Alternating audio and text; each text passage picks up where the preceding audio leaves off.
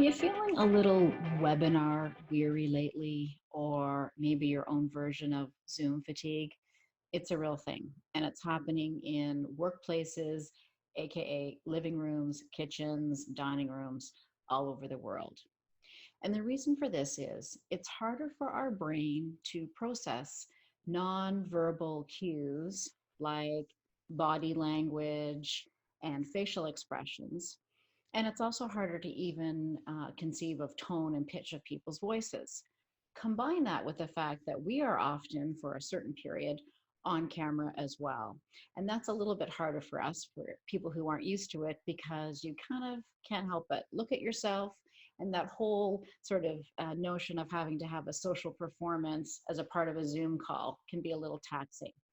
So here's a couple of solutions that might help with this.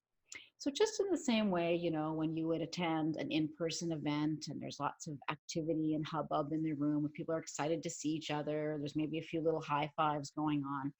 That's perfect. That's a perfect time in a virtual setting to have cameras on so people can have that little bit of engagement experience. But in the same way that it happens with a in-person event, once the speaker takes the podium or takes the stage, it's time for cameras to come off and it's time for us to focus.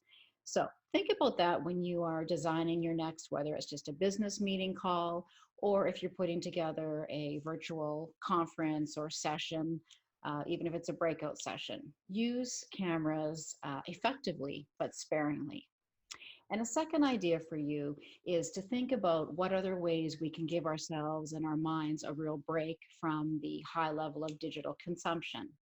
So enter mindfulness. And this is a great way to give your brain a break, could be starting in the morning or throughout the day, to have a short meditative sit, to give yourself an opportunity to recover from the high level of consumption.